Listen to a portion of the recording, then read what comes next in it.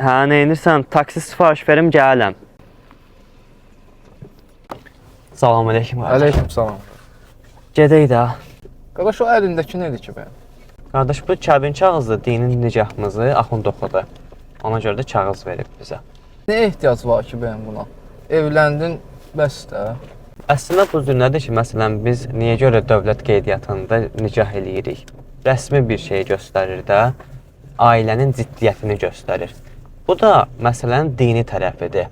Dini tərəfdən də rəsmiyyətini göstərir. Ailə məsələsinin nə qədər önəmli, ali dərəcəli bir şey olduğunu bizə çatdırır. Və kəbinsiz ailə həyatı qurmaq haramdır. Yəni sən günaha batarsan. Mən də bu vaxta kimi bunu əhəmiyyətsiz bilirdim. Amma indi başa düşürəm ki, hər bir müsəlmana vacib bir şeydir. Əlbəttə ki.